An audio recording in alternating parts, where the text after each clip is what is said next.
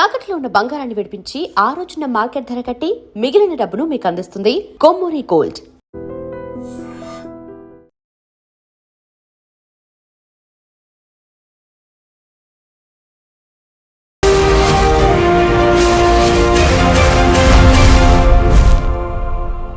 నమస్తే, welcome to iDream social spotlight with Kavitha. Iran supreme chief ఖమేనీని అటు America ఇటు ఇజ్రాయెల్ దళాలు అంతమొందించిన తర్వాత ప్రపంచమంతా ఒక డిఫరెంట్ వర్షన్ అనేది వినిపిస్తుంది. హర్మూజ్ జలసంధిని మూసేసిన తర్వాత ప్రపంచం అతలాకుతలం అవుతోంది అనేటువంటి భావన, మాట కూడా వినిపిస్తున్నాయి. బట్ ఎందుకని ఖమేనీని టార్గెట్ చేశాయి అమెరికా, ఇజ్రాయెల్ దళాలు? ఆ తర్వాత ఏం జరగబోతోంది? ఖమేనీని కొంతమంది హీరోగా ఎందుకు అభివర్ణిస్తున్నారు? ఖమేనీ చేసినటువంటి తప్పేంటి? మనతో పాటుగా ఉన్నారు జియో పొలిటికల్ ఎక్స్పర్ట్ గిరిధర్ మామిడి గారు. హలో అండి, నమస్తే. నమస్తే అమ్మా. నమస్తే మీకు, మీ ప్రేక్షకులకు నా నమస్కారాలు అమ్మా. థ్యాంక్ యూ సో మచ్ అండి. ఎలా ఉన్నారు మీరు? ఐఎమ్ గుడ్ అమ్మా. How about you? I'm good అండి, I'm doing good. Thank you so much. ప్రపంచం ఏమవుతోంది ఖమేనీ పోయిన తర్వాత? ఏమి అవ్వదమ్మా. చాలా మంది వస్తారు, చాలా మంది పోతారు. ప్రపంచం అలాగే ఉంటుంది. హిట్లర్ వచ్చి వెళ్ళిపోయాడు, ఏమీ అవ్వలేదు. చంద్రగుప్త మౌర్యుడు వచ్చి వెళ్ళిపోయాడు, ఏమీ అవ్వలేదు. ప్రపంచం ఏమీ అవ్వదు. Let's not worry about it. Khamenei అన్నటువంటి వ్యక్తి కంటే ముందర ఖొమైనీ ఉండేవాడు. ఈయన పోయిన తర్వాత ఇంకొకరు వస్తారు. ఎవరికైనా జీవితకాలం ఎంత ఉంటుందమ్మా? మన ఆయుర్దాయం ఎంత ఉంటుంది? 80 ఏళ్ళు, 90 ఏళ్ళు, మా అంటే 100 ఏళ్ళు బతుకుతారు.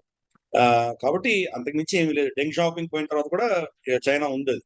కాబట్టి పెద్ద వరి అవ్వాల్సింది లేదు. కానీ ఏమవుతుందంటే ఇది ఒక వ్యక్తి కాదు, ఒక వ్యవస్థ. ఆ వ్యవస్థకి సంబంధించినటువంటి అతను రిప్రజెంటేటివ్ కాబట్టి ఆ వ్యవస్థ రియాక్ట్ అవుతుంది. చాలా కాలంగా ఆల్మోస్ట్ 1000 సంవత్సరాలుగా ఉన్నటువంటి వివాదం ఏదైతే ఉందో దాని ప్రతీకగా ఆయన నిలబడ్డాడు. అంతేగాని వ్యక్తిగతంగా ఆయనని పెద్ద మనం కన్సిడర్ చేయాల్సిన అవసరం లేదు. ఇది ఉన్నది 1000 సంవత్సరాలుగా వస్తున్నటువంటి సున్నీ షియా డివైడ్ ఏదైతే ఉందో దాంట్లో షియా ప్రపంచానికి అతను నేతృత్వం వహించి అతను నిలబడ్డాడు. 10 ఏళ్ళు ఖొమైనీ ఉండేవారు. అతను వెళ్ళిపోయిన తర్వాత ఖమేనీ ఇప్పుడు అతను దానికి ప్రతీకగా నిలబడ్డాడు ఆయన. సో వీళ్ళు మొత్తం రెజిమ్ అంతా కూడాను షియాలకు భరోసాగా, షియాల యొక్క శక్తిగా నిలబడినటువంటి పరిస్థితి. అందుకని ఈ రోజు షియాలు రియాక్ట్ అవుతారు. ఎక్కడ చూసినా అదే పరిస్థితి. మన కరాచీలో చూస్తే కనుక యుఎస్ కౌన్సిలేట్ మీద దాడులు చేసింది షియా నిరసనదారులే. అలాగే గిల్గిట్ లో, పాకిస్తాన్ లో, అక్కడ కూడా వాళ్ళు నిరసన బయటికి వెళ్తా ఉంటే కనుక యుఎన్ ఆఫీస్ మీద దాడి చేశారు వాళ్ళు. కాల్పుల్లో అక్కడ కూడా 7 మంది చనిపోయారు. మనకు కూడా చూస్తే ఇక్కడ కార్గిల్లో విపరీతమైన పెద్ద ఎత్తున ర్యాలీలు జరుగుతున్నాయి షియాల్ మెజారిటీ ఉన్నటువంటి ప్రాంతంలో. అలాగే ఈవెన్ శ్రీనగర్ లో కూడా ర్యాలీలు చేశారు వాళ్ళు. హైదరాబాద్ లో, లక్నోలో, అంటే దేశవ్యాప్తంగా షియాలు, అలాగే ప్రపంచవ్యాప్తంగా షియాలు. గ్రీస్ లో వాళ్ళు ర్యాలీలు చేశారు. కాబట్టి వాళ్ళ యొక్క ఉనికి, వాళ్ళ యొక్క అస్తిత్వం, వాళ్ళ నేతను చంపినందుకు వాళ్ళలో ఒక విధమైనటువంటి భావన ఉంటుంది కాబట్టి వాళ్ళు రియాక్ట్ అవుతున్నారు. అది వాళ్ళది. సో సున్నీ ప్రపంచం ఆఫ్ కోర్స్ దాన్ని సెలబ్రేట్ చేస్తోంది. ఒక పెద్ద రాక్షసీ శక్తి మేము చంపేయగలిగాము, మాకు ఒక శత్రువు పోయాడు, మాకు ముప్పు, ఒక రిస్క్ ఫ్యాక్టర్ అనేది మాకు తగ్గిపోయిందని వాళ్ళు సంతోషిస్తున్నారు. కాబట్టి ఆ యాంగిల్లో చూడండి. కానీ ఈ మధ్యస్థంగా ఉన్న వాళ్ళు కూడా చాలా మంది ఉంటారు. ఖమేనీ ప్రభుత్వం పీడించిన వాళ్ళ బాధతోటి సఫర్ అయినటువంటి వాళ్ళు ఇరాన్ లోనే చాలా మంది ఉన్నారు. మాషా అమీని ఆవిడ సరిగా అమ్మాయి చిన్నపిల్ల బట్ట వేసుకోలేదని చెప్పి అమ్మాయిని చంపిన ఉదంతం మనకు తెలుసు. అప్పుడు నిరసనకారులు కావచ్చు, తర్వాత మన ద్రవ్యోల్బణం వచ్చినప్పుడు నిరసనకారులు కావచ్చు, వాళ్ళని చంపినటువంటి ఉదంతం. కాబట్టి ఒక విధమైన వ్యతిరేకత ఆ దేశంలో ఈవెన్ షియాల్లో కూడా ఉన్నది. సో ఈ దేశం అంతే. ఏ నేతకైనా కానీ కూడా 3 వర్గాలు ఉంటాయి. అతన్ని బాగా నమ్మి, అతన్ని గౌరవించి, అతని వెనకాల నిలబడ్డటువంటి ఒక వర్గం అయితే, అతను అంటే అసలు వైరం ఉండి అతన్ని హేట్ చేస్తూ అతని కంప్లీట్ గా ఆపోజిట్ ఉన్న వర్గం ఇంకో రెండోది ఉంటుంది. మూడో వర్గం తటస్థంగా ఉంటుంది. అటు ఇటు తేల్చుకోకుండా ఉన్న మూడో వర్గం కూడా ఉంటుంది. ఇరాన్ లో అలాగే ఉంది, అంతకంటే ఇంకేమీ లేదు. కాబట్టి ఇప్పుడు కూడా ఆయన చనిపోయిన తర్వాత సెలబ్రేట్ చేస్తున్న వర్గం ఒకటైతే కనుక ఆయన అపోజ్ చేస్తున్న వర్గం వేరే ఉంటుంది. కాబట్టి ఈ షియా ప్రపంచానికి నేతృత్వం కోల్పోయింది కాబట్టి దాని రియాక్షన్ మనం సహజంగా మనం చూస్తాం. అది ఏదో నేతృత్వం మళ్ళీ వస్తుంది. మళ్ళీ ఇతను సుదీర్ఘకాలంగా ఆల్మోస్ట్ 89 నుంచి ఈ రోజు దాకా ఉన్నాడు. అంటే మనం ఒక రమారమి 37-38 సంవత్సరాలు అతను నేతృత్వం వహించాడు కాబట్టి ఎవరు రీప్లేస్ చేస్తారో వాళ్ళకి సమయం పడుతుంది మళ్ళీ అటువంటి రెస్పెక్ట్ షియా ప్రపంచంలో రావడానికి సమయం పడుతుంది. కాబట్టి కొంత అస్థిర వాతావరణం దాంట్లో ఉంటుంది. ఈ సున్నీ షియా క్లాష్లు ప్రపంచవ్యాప్తంగా కూడా కొన్ని జరిగేటువంటి ఘటనలు జరిగేటువంటి అవకాశాలు లేకపోలేదు. ఎందుకని ఖమేనీని టార్గెట్ చేశాయి అమెరికా, ఇజ్రాయెల్? ఆయన ఎందుకు ఉమ్మడి శత్రువుగా ఆ రెండు దేశాలు భావించాయంటారు? ఇది చాలా పెద్ద కాంప్లికేటెడ్ క్వశ్చన్ అమ్మా. 89 నుంచి ఇంతవరకు ఖమెనీని ఎందుకు చంపలేదు అని ప్రశ్న మనం ఫస్ట్ వేసుకోవాలి. ఓ ఎందుకంటే ఈ రోజు ఎందుకు టార్గెట్ చేశారు అన్నది అది దాని సమాధానం దాంట్లో ఉంటుంది యాక్చువల్గా. అమెరికా ఈ రోజు దాని యాక్చువల్గా మన అమెరికా యొక్క శక్తి ఏంటి అని అర్థం చేసుకుంటే ఇవన్నీ అర్థం అవుతాయి. అమెరికా శక్తి అన్నది 4 స్తంభాల ఆధారంగా నడుస్తుంది. 1 oil, 2 pharmacy, 3 defence industrial complex, 4వది వాళ్ళ బ్యాంకింగ్ అండ్ డాలర్. ఈ 4 స్తంభాల ఆధారంగానే అమెరికా అన్నటువంటి శక్తి నడుస్తుంది. వీటి ఒకదానికి ఒకటి లింక్ కూడా అయి ఉంటాయి. ఫర్ ఇన్స్టెన్స్ మనకు వాళ్ళ డిఫెన్స్ ఇండస్ట్రియల్ కాంప్లెక్స్ ఆయిల్ తో లింక్ అయి ఉంటుంది. ఎందుకంటే ఆయిల్ కి యుద్ధాలు మనం ఎన్ని చేశారో చూసాం మనం. అలాగే ఆయిల్ కి మన డాలర్ కి లింక్ అయి ఉంటుంది. డాలర్ లేని ఆయిల్ అమ్మడానికి లేదు. ఎవరైనా డాలర్ ఏతర కరెన్సీలు అమ్మడానికి ప్రయత్నం చేస్తే వాళ్ళని చంపేస్తారు. సద్దాం హుసేన్ ని, మనకు ముమ్మర్ గదాఫిని ఎలా చంపారో మనం చూసాము. కాబట్టి ఇటువంటివి ఈ 4 స్తంభాల్లోనే ఇవన్నీ నడుస్తుంటాయి. 1971 లో హెన్రీ కిస్సింజర్ 15 ఆగస్ట్ బంగారానికి డాలర్ కి ఉన్నటువంటి ఆ లింకేజ్ ని కట్ చేశాడు. కట్ చేసేసి ఫియాట్ కరెన్సీ అంటారు. అంటే దాన్ని సమర్థిస్తున్నటువంటిది ఏమీ లేదు. అమెరికా ప్రభుత్వం ఇచ్చినటువంటి భరోసా, I guarantee I will give you $1 అని దాని మీద రాసి ఉంటుంది. దాని నమ్మకం మీద మనం తీసుకోవాలి. అంతగా అంత తప్పితే ఏమీ లేదు. అది ఒక చిన్న పేపర్ కాగితమే. దాన్ని చింపేసి దాని విలువ ఏమీ లేదు. కోసం 3 పైసలు 4 పైసలు ఉంటుంది. కాబట్టి ఆ సిచ్యుయేషన్ లో వాళ్ళు ఏం చేశారంటే మొత్తం చమురు అంటే పెట్రోలియం ప్రొడక్ట్స్ అన్ని కూడాను డాలర్ తో అనుసంధానం చేశారు. సో డాలర్ లేని ఎవరు అమ్మడానికి వీల్లేదా. కాబట్టి ఈ యొక్క రెజీమ్ అంతా ఈరోజు డాలర్ యొక్క శక్తి ఎందుకు అంత బలంగా ఉంది, డాలర్ కావాలని దేశాలు ఎందుకు కోరుకుంటున్నాయి, $1 బిలియన్ అప్పు కోసం ఈరోజు పాకిస్తాన్ ఎవరి దగ్గర ఉడికించేయాలన్న సిద్ధం ఎందుకు అవుతోంది.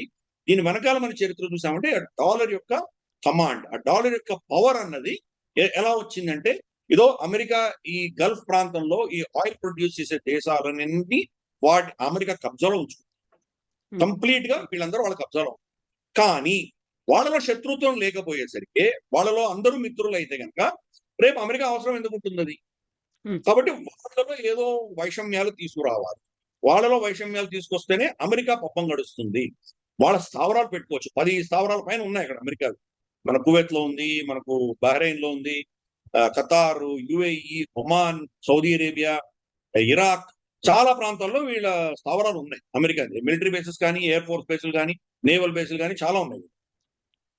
సో కాబట్టి ఏదో ఒక బూచి చూపించారు, రాక్షసుని చూపించారు. అందుకని ఇరాన్ అన్నటువంటి రాక్షసి చూపించడం వల్ల అమెరికాకు లాభం.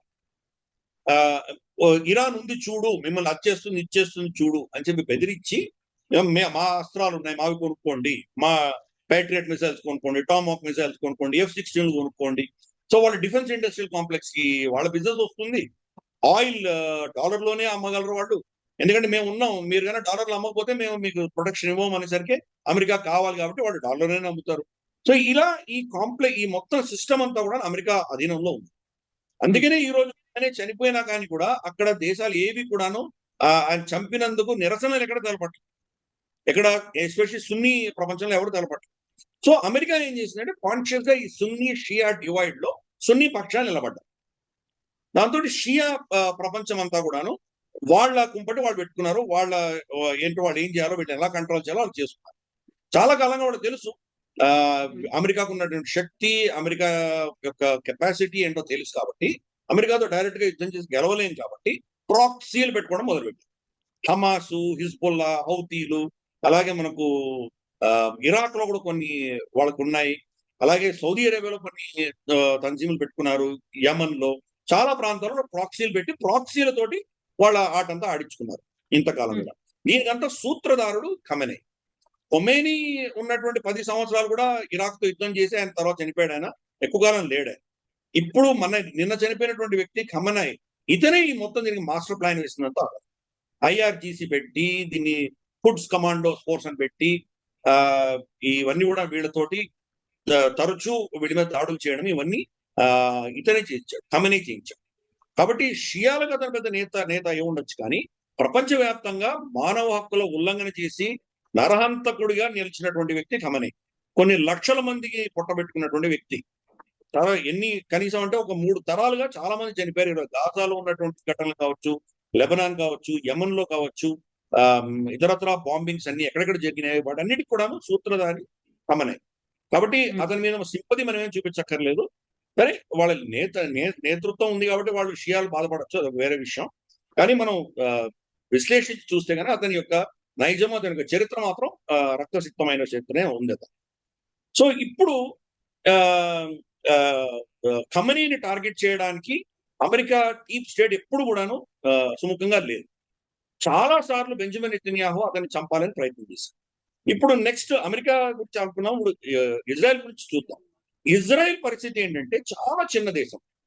చుట్టుపక్కల మొత్తం ఈ ఇజ్రాయెల్ అన్న దేశం ఉండకూడదు, దీన్ని నాశనం చేయాలి అన్న భావజాలం ఉన్నటువంటి దేశాలే అన్ని ఉన్నాయి చుట్టూ.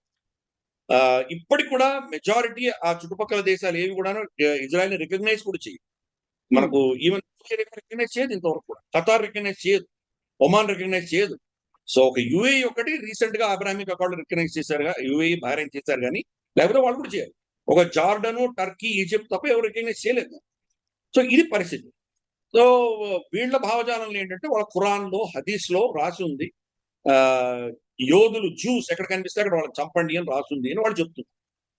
ఒక రాయి వెనకాల, చెట్టు వెనకాల ఒక యహూదీ జ్యూ దాచిపెట్టుకుంటే రాయి, చెట్టు నోరు తెరిచి ముస్లింకి అంటే దీన్ అంటే వాళ్ళ నమ్మేటువంటి వాళ్ళకి ఎలుగెత్తి చాటుతాయి, అవి నా వెనకాల జ్యూ దాచిపెట్టుకున్నాడు వచ్చి చంపు అని చెప్తాయని వాళ్ళ గ్రంథాల్లో రాస్తుంది. కాబట్టి ఈ హేట్రెడ్ ఫర్ జ్యూస్ అనేది డాక్ట్రినల్. అదేదో వీళ్ళు వాళ్ళ మీద ఏదో సతాయించారనో, మానవ హక్కుల ఉల్లంఘన చేశారనో, లేదా వీళ్ళని పీడించారనో అవి కానే కాదు. ఇది కొన్ని వందల సంవత్సరాలుగా వీళ్ళని చంపాలి అన్నటువంటిది వాళ్ళ మత సిద్ధాంతాల్లో ఉన్నది. కాబట్టి ఆ హేట్రెడ్ అన్నది చాలా డీప్ గా ఉంది. ఇది ఒక ముస్లిమ్స్కే కాదు, క్రిస్టియన్స్ కూడా ఉంది. జీసస్ క్రైస్ట్ క్రూసిఫికేషన్ కి కారకులు వీళ్లే, అతని సిలువ చెప్పింది జ్యూసే అని వాళ్ళు నమ్మారు. త్రికరణ శుద్ధిగా వాళ్ళ బైబిల్ని నమ్మేటువంటి వాళ్ళు జూ హేట్రెడ్ అన్నది వాళ్ళకు. అందుకని యాంటీ సెమెటిజం అన్నది యూరోప్ లో చాలా కాలంగా ఉంది. సరే హిట్లర్ మనకు అంతే తెలుసు, కానీ హిట్లర్ కంటే ముందర కూడా వాళ్ళ దేశాలలో ఏ చిన్న గొడవ వచ్చినా ముందు జ్యూస్ పట్టి చంపేవాళ్ళు. ఫర్ ఇన్స్టెన్స్ అక్కడ ఏదో కొలరా లాంటి మహమ్మారి వచ్చిందంటే జ్యూస్ అందరిని తీసుకొచ్చి వాళ్ళ ఊరి మధ్యలో తగలబెట్టేవాళ్ళు. అలా ఉండేది. సో ఈ హేట్రెడ్ అన్నది రెండు అబ్రాహమిక్ మతాల్లో ఉంది, క్రిస్టియానిటీలో ఉంది, ఇస్లాంలో ఉంది. రెండు మతాల్లో కూడా జూయిష్ హేట్రెడ్ అని ఉంది. కాబట్టి ఇజ్రాయెల్కి ఏంటంటే చాలా చిన్న దేశం, వాళ్ళు బతకాలంటే ప్రతి యుద్ధము వాళ్ళు గెలిచి తీరాలి. ఒక్క యుద్ధం ఓడిపోయినా ఆ దేశం ఉండదు, ఆ ప్రజలు ఉండరు, అందరికి చెప్పేస్తారు. కాబట్టి వాళ్ళ శక్తిని పెంచుకుంటూ పోయారు. ఎంత శక్తిని పెంచుకున్నారంటే అఫ్ కోర్స్ వాళ్ళు చిన్న దేశం కాబట్టి అంత వాళ్ళు చేయలేరు కాబట్టి అమెరికాతో అనుసంధానం చేశారు. అమెరికా ఎస్టాబ్లిష్మెంట్ ని కంప్లీట్ గా వాళ్ళ పాలసీలు అంతా వీళ్ళ అధీనంలో పెట్టుకున్నారు. ఇజ్రాయెల్ కి వ్యతిరేకంగా అమెరికాలో ఎటువంటి పాలసీ రాకుండా వాళ్ళు ఆపుకున్నారు, కంట్రోల్ చేశారు. సో అది ఒకటి, కూటమి పెట్టుకున్నారు అమెరికాతో. రెండు, ఈ చుట్టుపక్కల దేశాల్లో కూడా బాగా ఇన్ఫిల్టర్ అయిపోయి వాళ్ళ శక్తి వాళ్ళు ఏంటో వీళ్ళకి బాగా తెలుసు కాబట్టి వాళ్ళు శక్తి పెరగకుండా వాళ్ళని ఆపేస్తారు. పొరపాటు ఎవరైనా న్యూక్లియర్ టెస్టింగ్ చేసుకోవడానికి ప్రయత్నం చేస్తే వాళ్ళని చంపేస్తారు. మొసాద్ వెళ్తుంది, వాళ్ళని ఏదో ఆపరేషన్ చేస్తుంది, వాళ్ళని చంపేస్తారు. ఇరాన్ లో కనీసం అంటే ఒక 70-80 మంది సీనియర్ న్యూక్లియర్ సైంటిస్ట్ చచ్చిపోయారు. ఎలా చచ్చిపోయారో ఒకటి తెలియదు. రేడియేషన్ తో చనిపోయారు, ఎక్కడో రోడ్లో వెళ్తుంటే ఏదో బాంబు పేలి చచ్చిపోయారు, ఏదో విధంగా చనిపోయారు. కాబట్టి ఇజ్రాయెల్ దాని చుట్టుపక్కల దేశాల్లో ఎవరికి కూడా ఇజ్రాయెల్ కంటే బలం వస్తుంటే వాడు చూసి ఊరుకోరు. ఇజ్రాయెల్ కంటే బలోపేతమవుతున్న దేశాలన్నింటినీ టార్గెట్ చేస్తారు, దాన్ని నాశనం చేస్తారు. అది వాళ్ళ అజెండా. బెంజమిన్ నెతన్యాహు ప్రకారం దాని చుట్టుపక్కల మేజర్ థ్రెట్స్ ఏవైతే ఉన్నాయో, సిరియాలో బషర్ అల్ అసాద్ కావచ్చు, లేదా మనకు సద్దాం హుసేన్ కావచ్చు, మన ముమార్ గదాఫీ కావచ్చు, లేదా మనకు ఖమేనీ కావచ్చు, వీళ్ళని తీసేయాలి అని చాలా కాలంగా ప్లాన్ చేశాడు. సద్దాం హుసేన్ తీయగలిగాడు. సద్దాం హుసేన్ కూడా జార్జ్ బుష్ ను వాడుకున్నారు ఇజ్రాయెలైట్స్. అక్కడ నిజంగా వెపన్స్ ఆఫ్ మాస్ డిస్ట్రక్షన్ అన్నారు, ఎక్కడుంది అక్కడ వెపన్స్ లేవు, డిస్ట్రక్షన్ లేదు, ఏమీ లేదు. ఏదో బూచి చెప్పారు, అతన్ని తీసేయాలని నిర్ణయించుకున్నాడు కాబట్టి తీయించేశాడు అంతే. అలాగే బషర్ అల్ అసాద్ 2011లో ఒబామా స్టార్ట్ చేసిన ప్రోగ్రామ్ ఏదో 2024లో అతను వెళ్ళిపోవచ్చు. అంటే ఇంతకాలం పట్టింది అది తీయడానికి. ఎందుకు తీశారు? ఆ దేశంలో వీళ్ళు ఎందుకు ఇంటర్ఫియర్ అయ్యారు? ఆ దేశంలో ఒక 10 సంవత్సరాలు 15 సంవత్సరాలు మారణకాండ, విధ్వంసము, రక్తపాతం ఎందుకు వచ్చింది అది? బషర్ అల్ అసాద్ గతంలో వీళ్ళెవ్వరు కూడా పెద్ద గొప్ప నేతలేం కాదు, గాంధేయవాదులు కాదు. వాళ్ళందరూ క్రూరులే. ప్రతి నియంత క్రూరుడే. మొహమ్మద్ బిన్ సల్మాన్ తక్కువ తిన్నాడా? ఖషోగిని చంపాడు కదా అక్కడ టర్కీ ఎంబసీలో. కాబట్టి వీళ్ళందరూ అదే పాపత్తే. కాబట్టి అది కాదు అక్కడ. ఒక స్టేబుల్ గా ఉన్నటువంటి దేశాన్ని వీళ్ళు డిస్టర్బ్ చేశారు. సద్దాం హుసేన్ ఉన్నంత వరకు కూడా సెక్యులర్ గా ఉండేది అక్కడ. హిందువులు వెళ్ళేవాళ్ళు, అందరూ గురుద్వారాలో మన పూజ చేసుకునేవాళ్ళు, అందరూ చేసుకునేవాళ్ళు. క్రిస్టియన్స్ హాయిగానే ఉండేవాళ్ళు. పార్టీలు జరుగుతుండేవి. ఒక వెస్టర్నైజ్డ్ సొసైటీ తయారు చేశారు. ఈవెన్ మహిళలు కూడా బుర్ఖాలు లేవు, ఏం లేవు, వాళ్ళు మామూలుగా మోడర్న్ డ్రెస్సులు వేసుకునేవాళ్ళు. సో అటువంటి రెజిమ్ వీళ్ళు తీసేశారు. సో బెంజమిన్ నెతన్యాహు తర్వాత ఇజ్రాయెల్ ఆలోచన ఏంటంటే, చుట్టుపక్కల ఏ రెజిమ్ లో కూడా స్థిరత ఉండకూడదు, అస్థిర వాతావరణం ఉండాలి, స్థిరంగా ఉండకూడదు, వీళ్ళకి శక్తి ఉండకూడదు, ఎవరు కూడాను ఇజ్రాయెల్ ని ఛాలెంజ్ చేసి వాళ్ళ సెక్యూరిటీకి భంగం కలిగించేటువంటి పరిస్థితికి రాకూడదు అన్నది వాళ్ళ ప్లాన్. చాలా కాలంగా ఖమేనీని తీసేయాలి అని చెప్పి వాళ్ళు ప్రయత్నం చేస్తుంటే, ఇందాక ఫస్ట్ చెప్పినట్లు అమెరికా ఇంట్రెస్ట్, ఇరాన్ కనుక తీసేస్తే కనుక అమెరికా ఇంట్రెస్ట్ దెబ్బ తగులుతాయి కాబట్టి పర్మిషన్ ఇవ్వలేదు. ఓకే. ఇంతవరకు ఇవ్వలేదు. ఈ ఆఖరికి జో బైడెన్ లాస్ట్ వీళ్ళు పెద్ద యుద్ధం చేసినప్పుడు జో బైడెన్ కూడా పర్మిషన్ ఇవ్వలేదు. హమాస్ యుద్ధం చేస్తున్నప్పుడు ఖమేనీని చంపడానికి పర్మిషన్ ఇవ్వలేదు. డొనాల్డ్ ట్రంప్ కూడా మొన్న లాస్ట్ ఇయర్ జరిగినటువంటి యుద్ధంలో 12 రోజుల యుద్ధంలో కూడా ఖమేనీని తీసేస్తామో, పలానా బక్కర్లో ఉన్నాడు మాకు తెలుసు అని ఇజ్రాయెల్ చెప్తే కూడా పర్మిషన్ ఇవ్వలేదు. నీకు కావాల్సిన న్యూక్లియర్ ఫెసిలిటీని బాంబ్ చేయాలి కదా, నేను వస్తాను అని చెప్పి B-2 బాంబర్స్ వెళ్ళి ఆ మదర్ ఆఫ్ ఆల్ బాంబ్స్ ఫార్దోలో వేసి దాన్ని పీల్చారు అమెరికా. ఇంకంతే, ఖమేనీ గురించి పట్టించుకోవద్దు, నువ్వు వదిలేయ అని అమెరికా చెప్పింది. అమెరికా డీప్ స్టేట్ కి ఖమేనీ ఈ రెజిమ్ ని తీయడం ఇష్టం లేదు. ఇది మనం అర్థం చేసుకోవాలి. చాలా చెప్తారు బయట, శ్రీరంగ నీతులు చాలా చెప్తారు, కానీ అది ఒక పూచి కావాలి వాళ్ళు. అది ఉన్నంత వరకే వాళ్ళు అక్కడ ఉండగలరు. కాబట్టి అది చేశారు. బెంజమిన్ నెతన్యాహు ఎంతో కాలంగా ట్రై చేస్తూ డొనాల్డ్ ట్రంప్ దొరికాడు. డొనాల్డ్ ట్రంప్ ఏంటంటే అతనికి హెడ్లైన్స్ కావాలి, ప్రతిరోజు ఒక హెడ్లైన్ కావాలి, దాన్ని ఇంద్రుడు చంద్రుడు అని పొగడాలి. అందుకని కొన్ని నెలల క్రితం బెంజమిన్ నెతన్యాహు స్వయాన వెళ్ళి ఒక లెటర్ ఇచ్చాడు. నేను మీకు నోబెల్ ప్రైజ్ కి నామినేట్ చేస్తున్నానని చెప్పి లెటర్ ఇచ్చాడు. సో అతన్ని బాగా పొగిడి అందులానికి ఎక్కించి మునగ చెట్టు ఎక్కించి కూర్చోబెట్టి, ఎప్పుడు డొనాల్డ్ ట్రంప్ వీక్ గా ఉన్నాడు అంటే, మనకు ఈ టారిఫ్ జడ్జిమెంట్ రావడము, ప్రపంచవ్యాప్తంగా మోహన్ చెల్లలేనటువంటి పరిస్థితి, అవమాన పరిస్థితి డొనాల్డ్ ట్రంప్ ఫేస్ చేస్తున్నప్పుడు, ఎప్స్టీన్ ఫైల్స్ లో తను చాలా సతమతం అవుతున్నప్పుడు, తన రేటింగ్స్ పడిపోయినప్పుడు, నువ్వు దీని నుంచి తప్పించుకోవాలంటే బాహ్య శత్రువు కావాలి నీకు, కాబట్టి ఇరాన్ మీద మనం చేద్దాము అని చెప్పి అక్కడ అతన్ని ప్రోత్సహించాడు.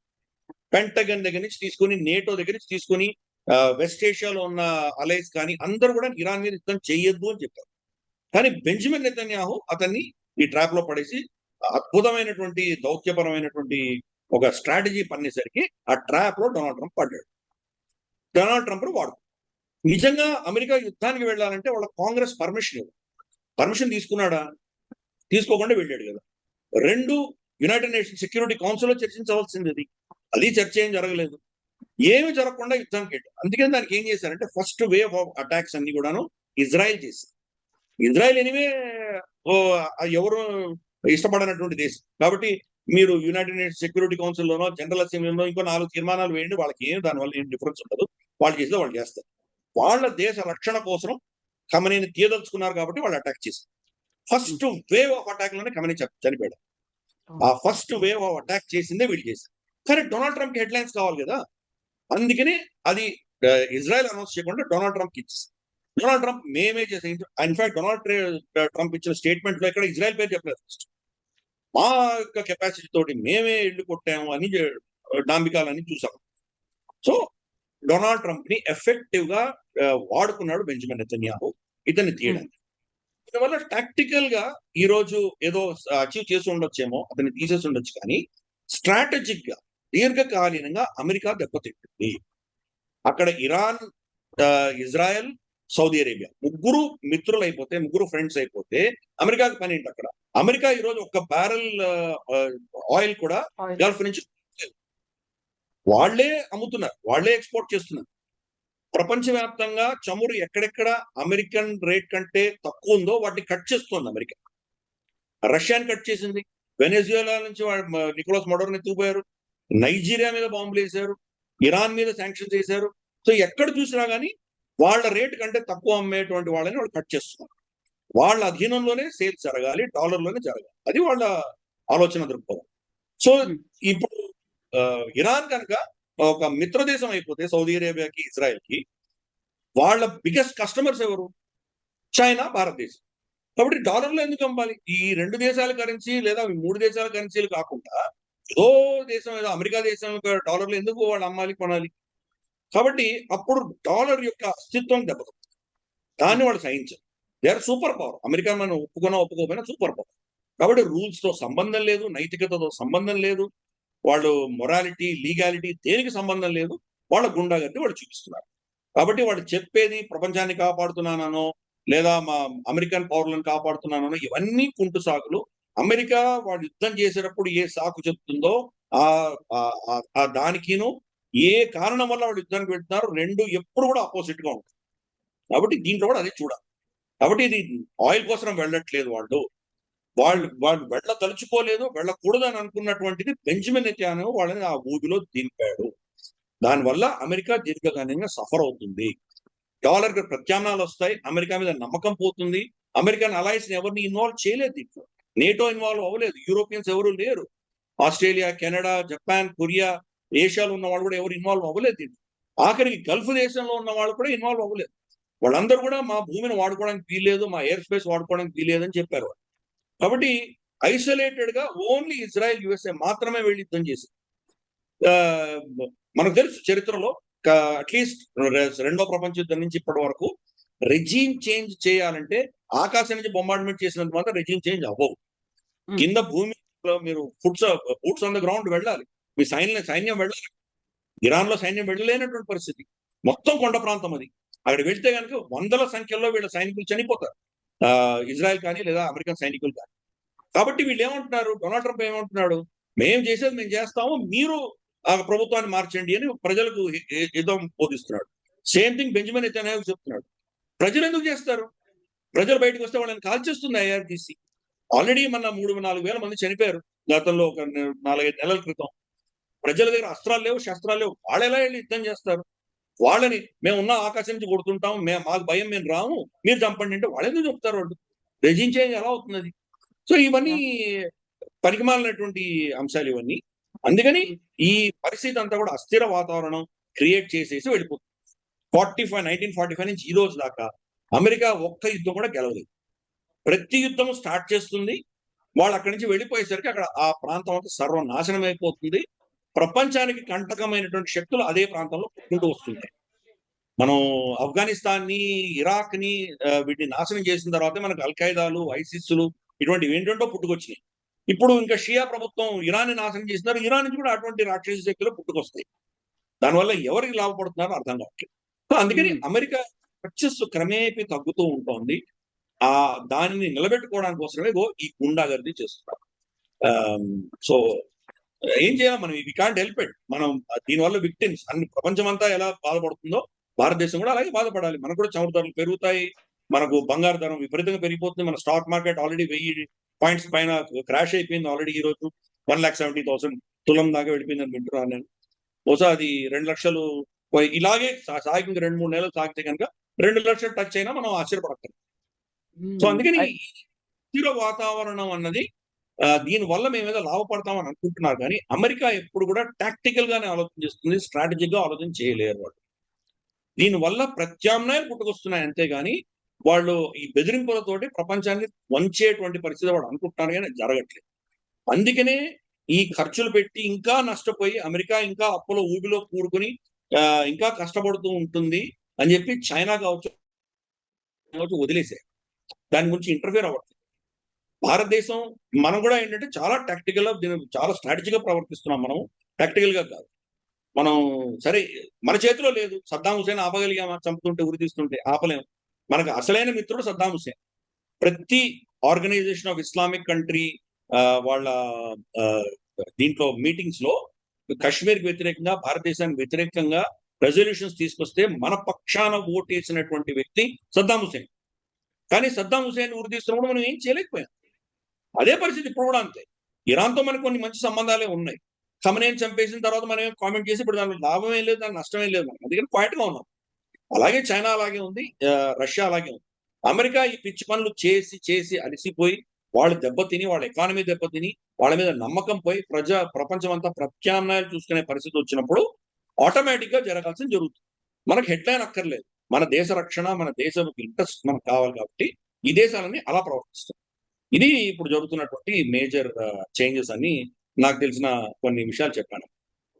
అయితే గిరిధర్ గారు ఇక్కడ ఒక కీలకమైనటువంటి మాట ఖమేనీ గురించి వినిపిస్తోంది ఏంటంటే అమెరికా ఆధిపత్యం కావచ్చు, లేకుంటే ఆ దేశాల పెత్తనాన్ని ఒప్పుకోనటువంటి ఖమేనీ ఒక వెన్నెముక ఉన్నటువంటి లీడర్ లాగా నిలబడ్డాడు. అలాంటి లీడర్ ని వీళ్ళ ఒక కుయుక్తులతో కుట్రలతో ఆయన తీసేశారు. బట్ ఖమేనీ మాకు ఒక హీరో అనేటువంటి ఒక భావన కూడా వినిపిస్తోంది కదా. ఆ విషయం కొంత వాస్తవం ఉంది, నేను కాదనట్లేదు. అమెరికా ఇజ్రాయెల్ వ్యతిరేకంగా నిలబడ్డాడు, నేను కాదనట్ల. ఆ, అమెరికా వరల్డ్ సూపర్ పవర్, వాళ్ళు తీశారు. ఇప్పుడు ఏం చేస్తారు మీరు? ఎవరికి వెళ్ళి చెప్పుకుంటారు మీరు? అది సూపర్ పవర్, వాళ్ళు తీశారు, తీయదలుచుకున్నారు, తీసేశారు. ఇప్పుడు ఏంటి? అమెరికాని ప్రశ్నించగలరా మీరు? ఈ రోజు ప్రపంచంలో ఏ ఒక్క దేశమైనా, రైట్, మేజర్ సీనియర్ ఇంపార్టెంట్ దేశాలు ఇంక్లూడింగ్ పాకిస్తాన్ అమెరికాని కండెమ్ చేయగలిగాయా? ఇజ్రాయెల్ కండెమ్ చేయగలిగాయా? ఎవరైనా ఇతను చంపడం తప్పు అని ఎవరైనా అనగలిగారా? యునైటెడ్ నేషన్స్ రెజల్యూషన్ ఎవరైనా తీసుకురాగలిగారా? చైనా గానీ, రష్యా గానీ, పర్మనెంట్ ఫైవ్ గానీ ఎవరైనా తీసుకురాగలిగారా? ఏం రాలేదు. మీ హీరోనా జీరోనా మీ ఇష్టం, మీరు ఏమనుకుంటే అనుకోండి. అమెరికా చేసింది. ఇప్పుడు అమెరికాని ఎవరేమనగలరు, ఏమనలేదు. ఇది ఒక విషయం. రెండవది, ఆయన అమెరికాని రెసిస్ట్ చేస్తూ ఉన్నాడు కాబట్టి అతన్ని చంపారు అంటే కనుక ఈ రెసిస్టెన్స్ ఏదో 89 నుంచి జరుగుతోంది కదా, అప్పటి నుంచి ఎందుకు చంపలేదు, ఇప్పుడే ఎందుకు చంపారు? ఈ టైమింగ్ ప్రశ్నించాలి ఎవరైనా.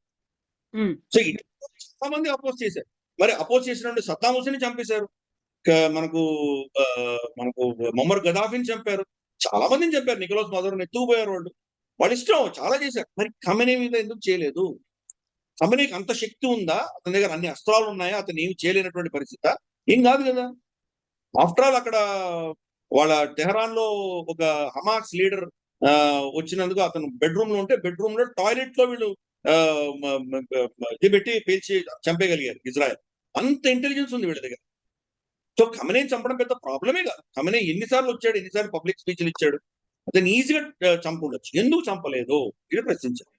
సో హీరో కాదు, అతను మాట్లాడుతున్నా కానీ అతని అవసరం ఉంది కాబట్టి వదిలిపెట్టారు, అపేక్షించి వదిలిపెట్టింది.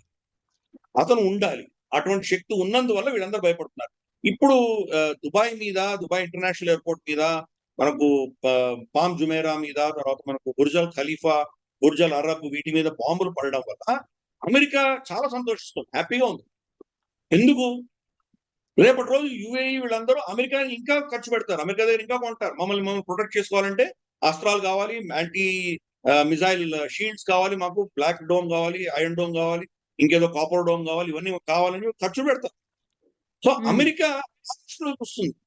సో ఒక బూచి కావాలి, ఒక ఆసురి శక్తి కావాలి వాళ్ళకు. అందుకని ఇరాన్ ని వదిలిపెట్టారు. ఇరాన్ ని ఈ పనులని చేయిస్తూ ఉండగా వాళ్ళని వదిలిపెట్టారు. కానీ వాళ్ళ శక్తి ఒక లెవెల్ దాటిందంటే మళ్ళీ వాళ్ళ మీద దాడులు జరిగాయి, వాళ్ళని చంపారు, కొట్టారు, హిజ్బుల్లాని కొట్టారు, వీళ్ళందరినీ కొట్టారు. ఆ న్యూక్లియర్ వెపన్స్ కూడా, న్యూక్లియర్ టెక్నాలజీని వాళ్ళ దాని ప్రాసెసింగ్ లో, దాని రిఫైన్మెంట్ లో ఒక పర్టికులర్ గ్రేడ్ దాటితే కనుక అటాక్స్ జరిగినాయి ఇరాన్ మీద. వాళ్ళ సైంటిస్టులను చంపారు.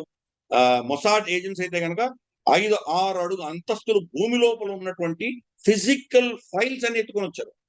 ఎలా ఎత్తుకొచ్చారు? అంత హై సెక్యూరిటీ ప్రెజెంట్ నుంచి. అహ్మదీజినాద్ చనిపోయాడని చెప్పి మనకు తెలుస్తోంది, మాజీ రాష్ట్రపతి, ఇరాన్ రాష్ట్రపతి. అతను నిన్ననే ఒక స్టేట్మెంట్ ఇష్యూ చేశారు. మేము మొసాద్కు వ్యతిరేకంగా, మొసాద్ ఏం చేస్తోంది మన దేశంలో, మొసాద్ ఏజెంట్స్ ఎవరు ఉన్నారు అని కనుక్కోవడానికి ఒక స్పెషల్ సెల్ పెట్టాం మేము.